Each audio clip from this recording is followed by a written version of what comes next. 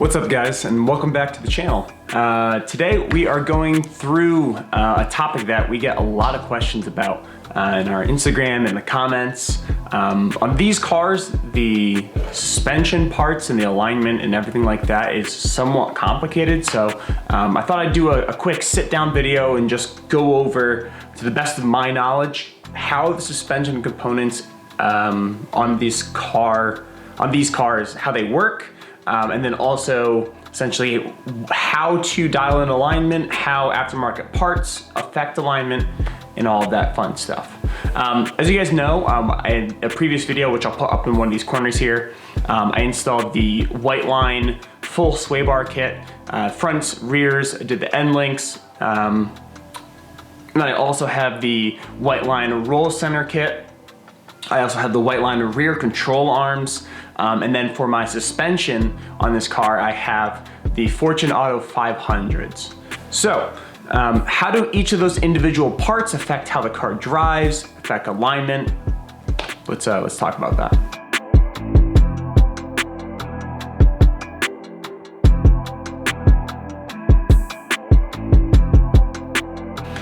So here we have the front of the car. So with everything in the front of the car, essentially we have the, like I said, the white line front sway bars and end links, the Fortune Auto 500 coilovers in the front, and the white line roll center kit in behind this hub here. So all of those kind of combine to make a really, really good driving experience on this car. I really enjoy it.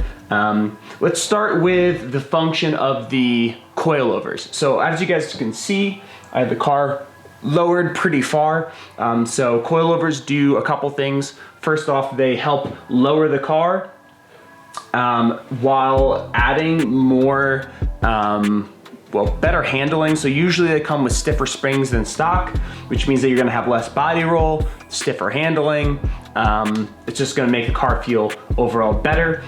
Specifically on my car, I actually noticed that the car actually felt more comfortable on the aftermarket coilovers, which I think is amazing. And then the other thing that some front coilovers will let you do is dial in extra camber in the front. If you have an adjustable coilover top hat like I do on my Fortune 500s, you'll be able to change that camber plate by moving it back and forth up in here, and it'll pull or push the face of this wheel in and out to adjust for camber. The other thing you can do on the front to adjust for camber is there is a camber bolt that attaches to the back of the hub where the coilover comes down and attaches to the back of that knuckle. You can buy an aftermarket camber bolt, which is thinner than the stock one, which lets you push that face a little bit farther in because there's more room in that slot to move the camber bolt. So that's another option you have. So with all that said, how do all of those components affect the alignment in the front? So in the front and in the rear, which we'll get to in a little bit, in the front, when you lower the car or raise the car, you affect toe. With the way that the geometry of this coilover, it's not exactly straight up and down, it's at an angle. So when you raise or lower the coilover, or raise or lower the car, you end up pulling the wheel in and out. And the same thing goes for camber. When you change the camber, you end up changing the toe in and out.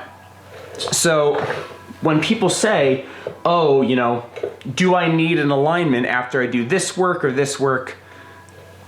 That's exactly why. So when you raise or lower your car, if you're doing it with springs, if you're doing it with coilovers, usually the rule of thumb is if you're raising it a significant amount, you're going to definitely need an alignment. Same thing goes for changing your camber. When you change your camber in the front and in the rear, which we'll get to, you do need a new alignment. Same thing goes for changing your some of the bushings in your suspension components. So when I did the roll center kit, essentially the roll center kit raises or lowers the contact point for where the lower control arm in the front contacts the back of the hub.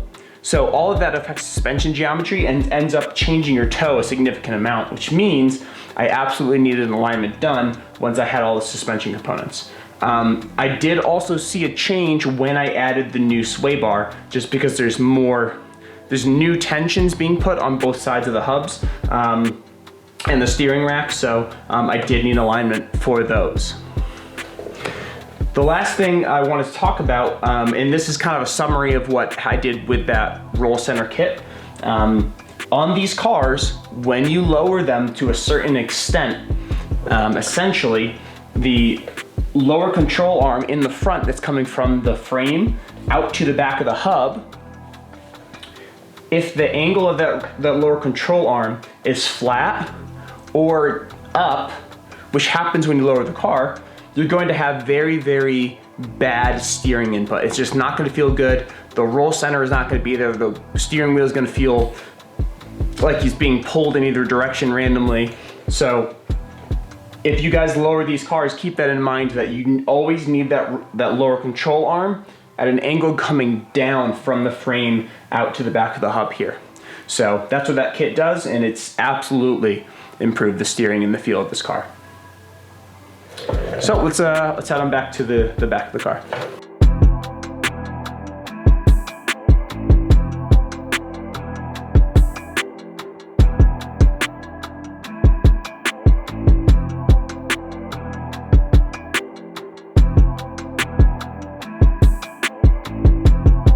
So here we are at the back of the car. This is the rear axle. A couple things about Subaru rear suspension that is kind of weird.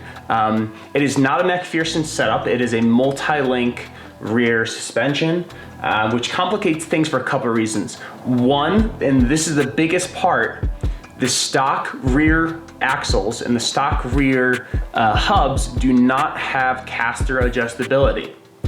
When you raise and lower, if you install coilovers on this car, when you raise and lower the car, you naturally will change that camber. So naturally, when you lower the car in the rear, it will camber in a little bit by itself, but in order to have actual adjustable camber, you need to replace your rear lower control arms, which have an adjustable little knob dial to push this face in and out. So same thing as the front when we're talking about alignment for the rear.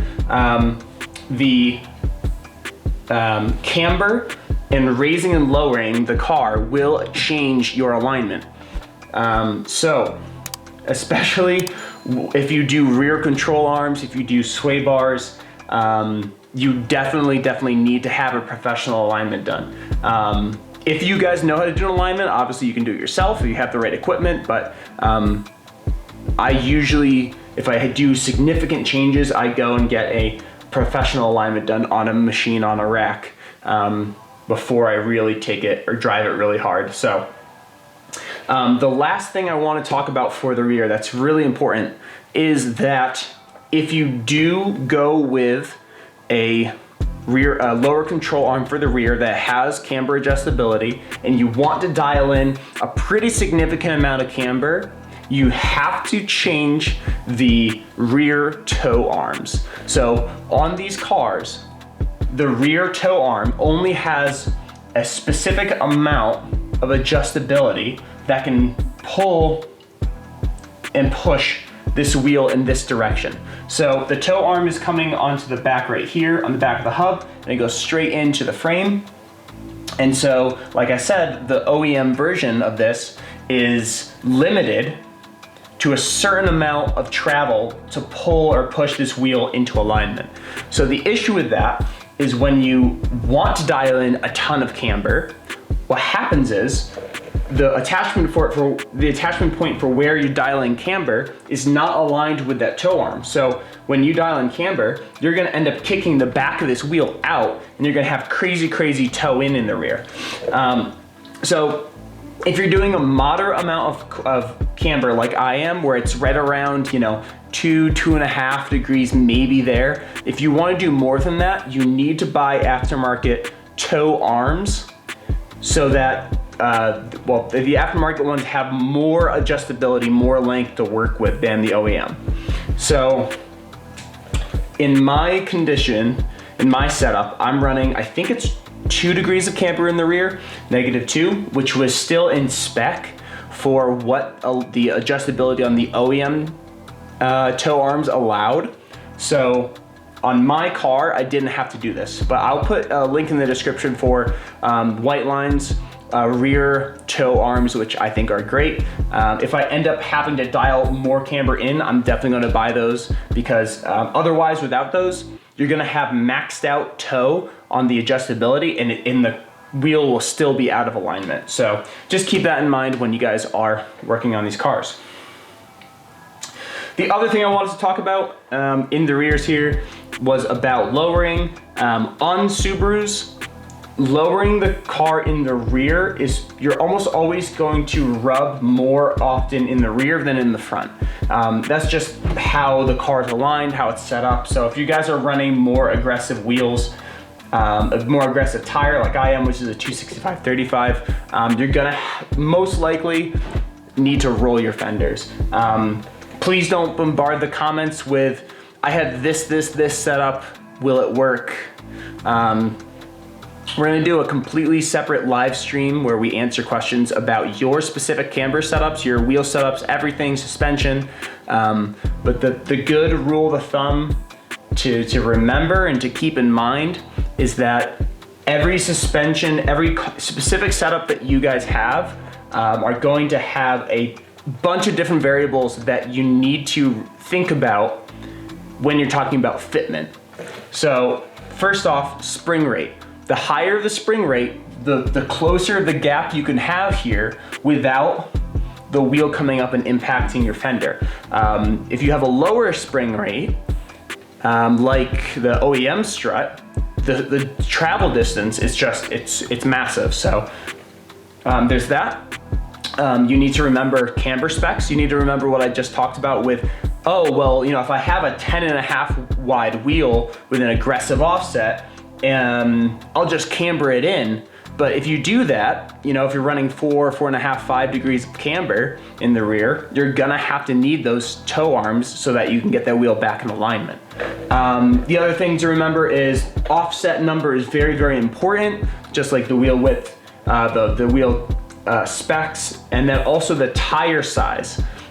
Usually the lower profile tires are going to be able to fit more, and you're going to be able to lower the car more on those. So overall, when you're trying to dial in what you want to do on the car, you need to make sure that you have all these different variables in that decision process.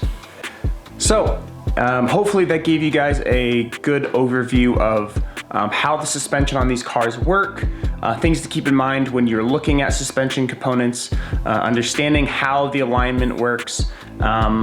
There was one other thing I forgot to talk about, and that's, we talked about toe, we talked about camber. The last thing is caster. The unfortunate thing about these cars is that there is no caster adjustment on the OEM cars as well, so you need to keep that in mind. The only caster adjustment kit I know of is from Whiteline, and they have these caster adjustment bushings that you can press into your lower control arm in the front.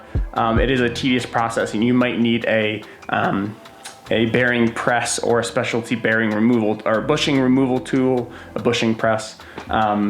So caster is a little bit harder to understand, but essentially it's the angle at which your steering rack interacts with your suspension. And basically just, it affects how snappy the wheel is back to center. So higher positive caster helps with bringing that wheel back to center after taking a hard turn. So